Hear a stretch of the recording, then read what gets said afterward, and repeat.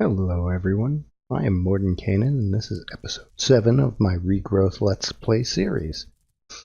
In between episodes, I completed a lot of quests. I did a little bit of remodeling. I built these storage drawers to hold all the stuff that's coming from the farm. And now that I have iron, I was able to progress the quest line quite a bit, moving into witchery and mariculture and some of the other quests. So let's grab my quest book and let's take a look at the quests I've completed and collect those rewards. So to start with, unlocking iron allowed me to complete these two quests, Green Thumb and Pottering About.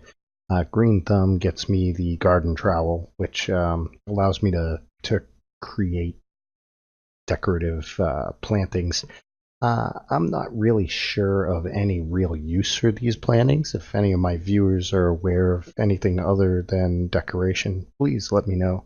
But this is going to give me some compost and some various plants that I really can't get any other way. So I'm going to turn this in.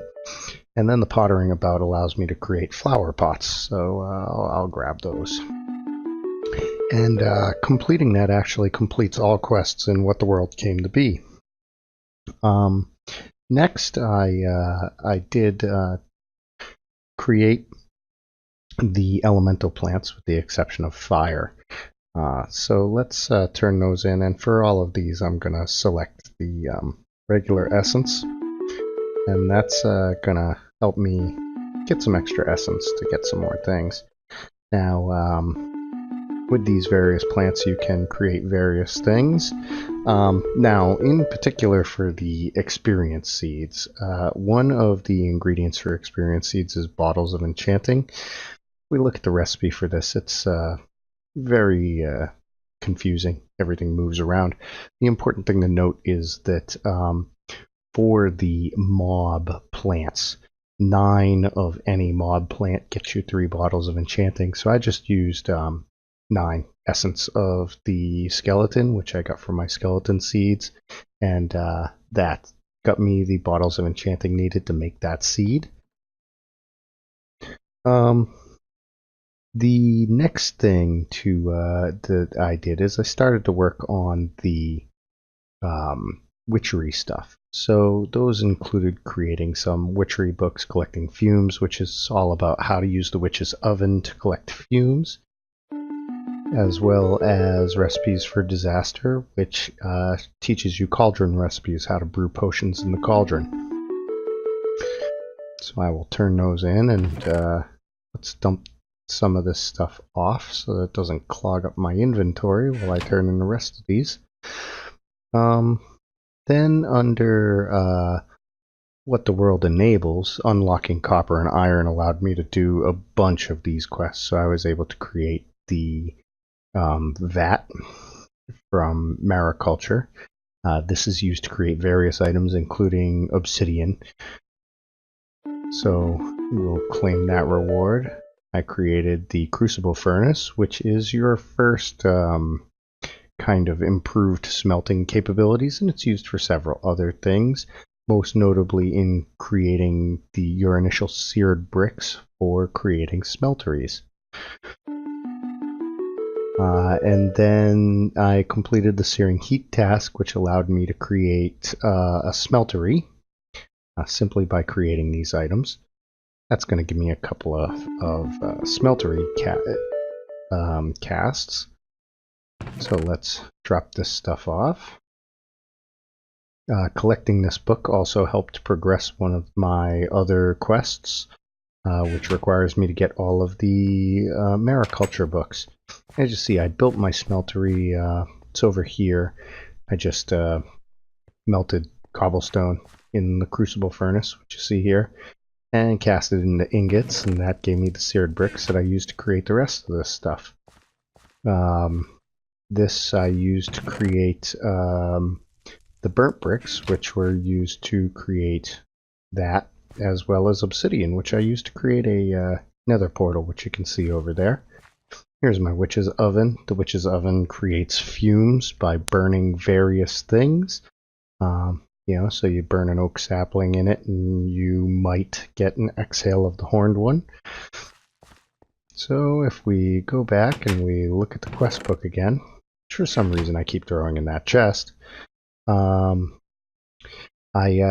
created some of the pipes needed to begin getting into automation. Nothing terribly groundbreaking yet. And of course I created my wrench, which allows me to move the pipes around and work with them. I also created the snorkel. The snorkel gets equipped to your head position, and it allows you to stay underwater for the normal amount of time without suffocating. The water in Regrowth is it drains your breath very quickly. I also created the Ring of Cordata, which allows you to move normally underwater and improves your vision. I highly recommend creating this ring as soon as possible. It's pretty simple. Some fish that you can get from fishing, rune of water, some mana steel ingots, and I was able to create the rune of water based on the items we collected last time. Now, once I was able to go in the water, that quest had me hunt down a pearl oyster. These are useful because they'll create pearls and occasionally create an ender pearl if you feed them with sand. When I claim this, I'm going to get 7 more, so I'll have 8. In between episodes, I'll probably set up a little farm with these to collect some pearls. They're not terribly useful, but in some cases they can be useful. And, of course, getting that the occasional extra ender pearl would be great, though I do have the ender seeds over there.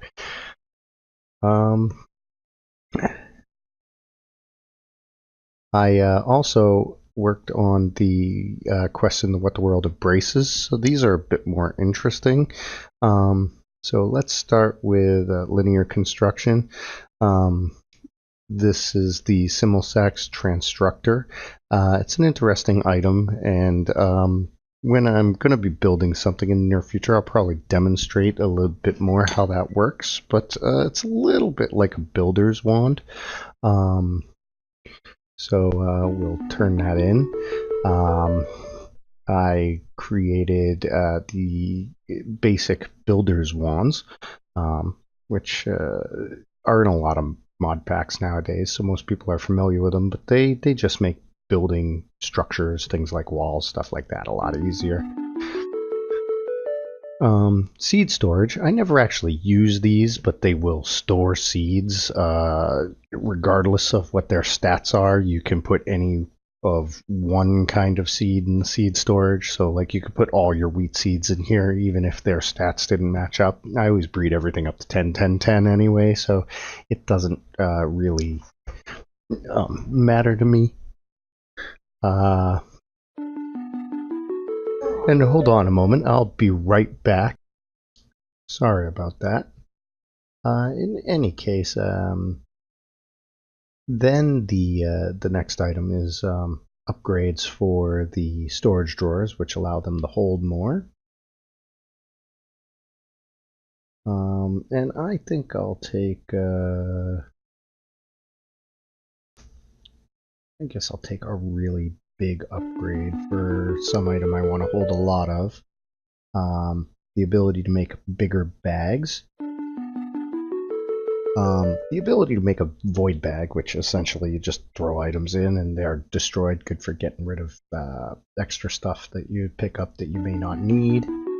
The ability to get better chests.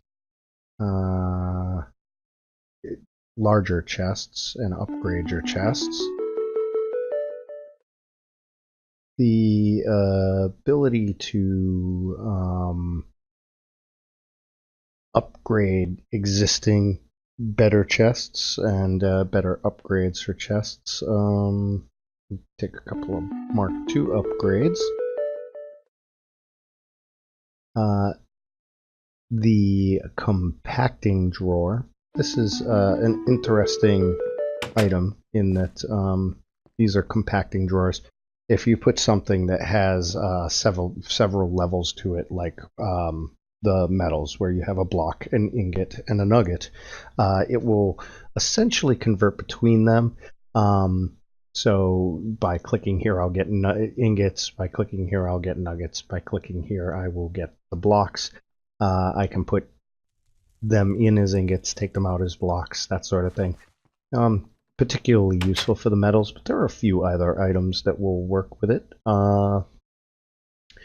The painter, which allows you to change look of blocks. It just gives you more ability to customize the look and feel of blocks.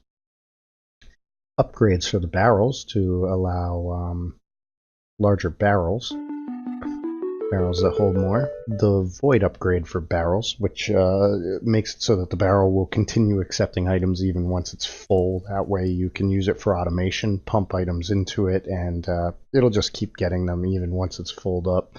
It won't allow the pipes to drop the items on the ground. The dolly, which allows you to move around chests and barrels and those things. There's a lot of storage items that it doesn't work on, unfortunately, but the big ones, chests and barrels, it does. So I think I'll take some barrels here. I turned this one in by accident, but this is water tanks. It will automatically fill with water when it rains, useful for watering your farms and things like that. And to go along with that, the irrigation channels and the sprinklers, which will actually water your crops and make them grow faster. And the clipper, which it is interesting. So in the past, when I've talked about plant stats, I've always said that the strength stat doesn't matter. Well, in the case of the clipper, it does. If you click on a full-grown crop with the clipper, it will create a clipping, which you can then plant as if it was a seed. It has a 10% chance per point of strength to actually root and grow. This can be used to spread fields quite quickly, but it is based on the strength stat. So with a strength of 10, it has a 100% chance. With a strength of only 1, though, it only has a 10% chance that the plant you plant with the clipping will actually take. Let me drop this off. And the next set of quests we want to turn in. Hold on just one moment. Let me, let's see. Yeah. So earlier I showed that I had some fish that I used for the Ring of Cordata. Well, that was gotten through here, which first had me create a sifter, which you can throw various blocks, including dirt and things like that on, and it will give you grasshoppers or ants, various baits that can be used in mariculture fishing. Mariculture redoes the fishing mechanic quite a bit. So I used the sifter to get some bait. Then I made myself a mariculture fishing rod, used that to fish and get the fish I needed for that particular task. I haven't really progressed any further in this quest line. If I remember correctly, it needs some titanium in the near future, and I just don't have access to that yet. Then in the life of the world, I created quite a few of the spawn eggs, bats, spiders, sheep, and pigs. The others kind of require me to go to the Nether first, so let me turn these in.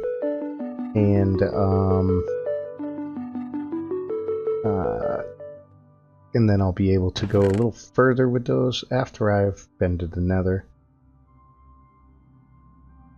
I've now filled that chest up, so let's go on to the next chest. And next becomes the witchery stuff. So earlier I showed you that I had made the witch's oven. I've also made a cauldron and an altar. So the witch's oven, as I said, you burn things like saplings or things like that, and it will create fumes.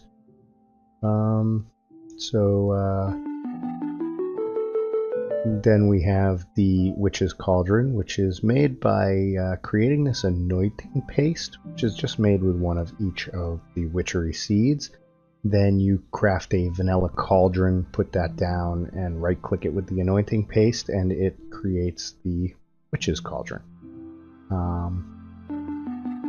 Then we have a quest to collect various special witchery plants, which I used Mutandis to get, and then once I had them, I picked them up using the shears.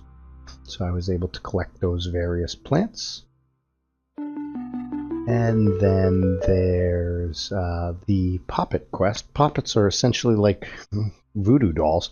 They can be funny for trolling other players on a multiplayer server. They can also protect you from some events that might otherwise kill you. Right now they're not real useful to me, but they are part of the quest line, so I created them.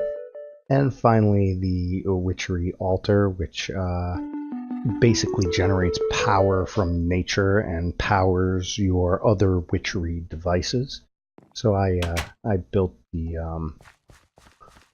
witchery altar over here. This is the altar, which shows you how much power it is collecting.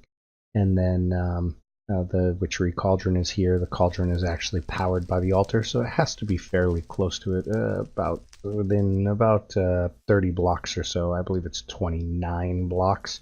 So I just placed it over here. I'll probably rearrange this area. In any case, that should be just about all the quests that I have completed that were waiting to be turned in. Now, most of the other quests that are remaining in the book require nether wart, and the only way to get nether wart is to go to the nether and get it. Now, it's actually the reward for this quest to hell and back. As you see, nether wart is a reward. And that quest basically has you create obsidian, which you use the vat for by putting equal amounts of water and lava in, and 1 bucket of each generates an obsidian. Then building the frame and igniting it and going into the nether, and it doesn't actually require you to do anything there. Now, in a normal regrowth game, I would probably be trying to get a significant amount of netherrack and soul sand while I was there. Of course, you need to pick up soul sand so that you can even grow the nether wart. But in this case, where I got the nether essence early and was able to create that plant without having gone to the nether first, as you can see, I can make soul sand. I can make netherrack. I'm not really worried about collecting those items. I might, if it's convenient, take a little time to grab some glowstone, but otherwise my plan is largely to jump into the nether and immediately come right back. So let me get prepped for that, and I will be right back. Alright everyone, I'm back. I've collected some basic tools for my trip to the nether, a flint and steel, just in case the nether portal gets extinguished. I want to be able to relight it, a weapon, some food, some building blocks. Let's go take a peek at the nether and see what there is to see. Not bringing anything particularly important with me because, well, there's the possibility I might die over there. So we'll come over here, light up this portal, and go for a look-see. Now the nether is a little hostile in this pack because you got Natura and various other mods that add new hostile mobs to the Nether. Let's take a look around here. What do we got going on? Another fortress right over there. And I hear a ghast, but I don't see him. I see some close glowstone over here. How do I get over there? Ah, okay. So I'm going to go collect this glowstone.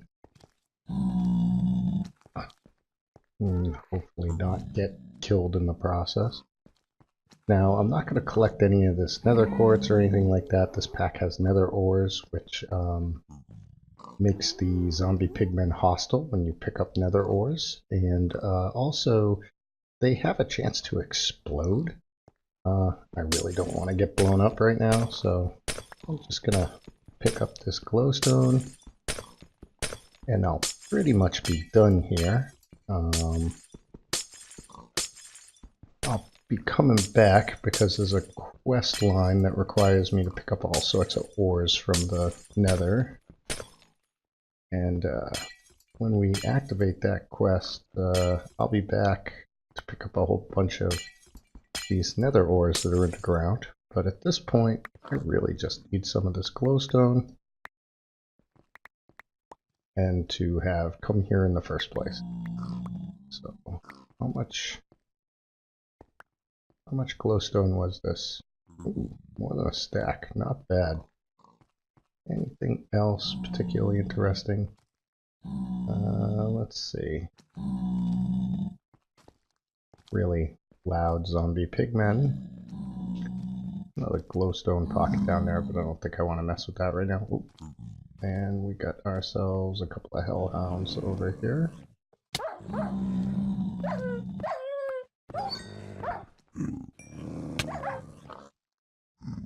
Let's get them.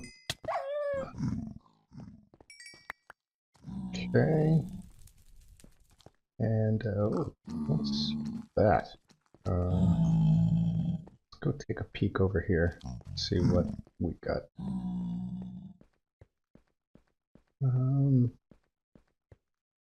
Got some nether mushrooms. I think that's an auto-magi tower that spawns really nasty wisps. Might come back here a little later and investigate that nether fortress. Doesn't look big enough to have a lot of good chests in it, but it's worth taking a peek. Not really seeing anything else I really need here, so I think I'm gonna head back.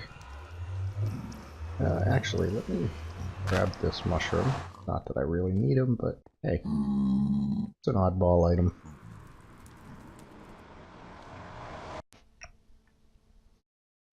Alright, back in my base. I appear to have brought back one of these guys with me.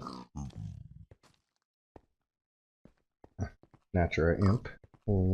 He's not a hostile mob.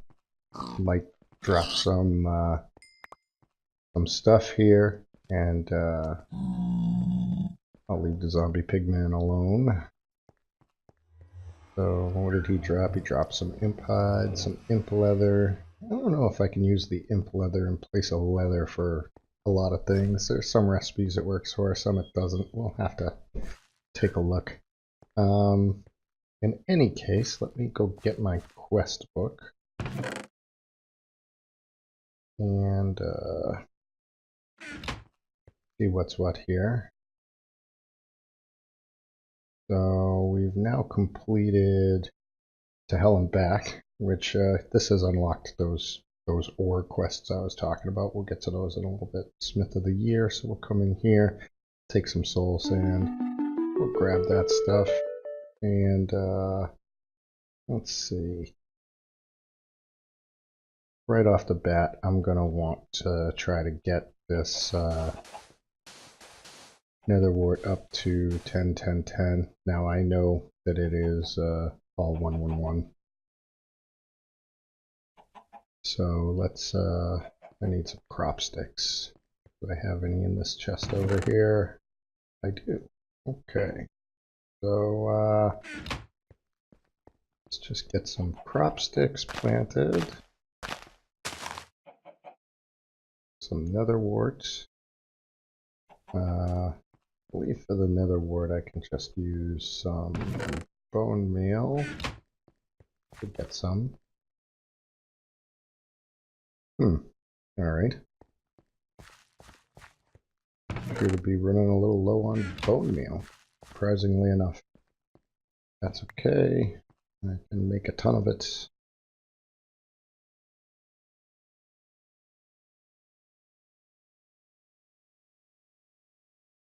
There we go. Bone meal. So, before next episode, I will probably get these guys up to 10, 10, 10.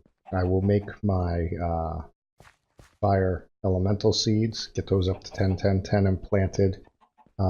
That's going to unlock the ability to make a bunch of stuff that need fire rune or things with the runes. So if I take a quick look here, all of these guys require a fire rune.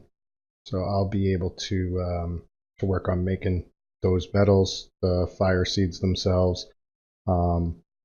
I will also be able to work on, I'll finish this off and be able to work on these higher tier runes. So I'm going to work on some of that before next episode. And I'm kind of hitting the point here where I can start working on the next tier of plants, which is unlocking this guy. Then I'll be able to get the essence required the strong essence required to make the next tier of plants. I don't remember if the next tier of plants includes redstone or if that's the tier after, but we'll see. In any case, until next episode, everybody have a good one.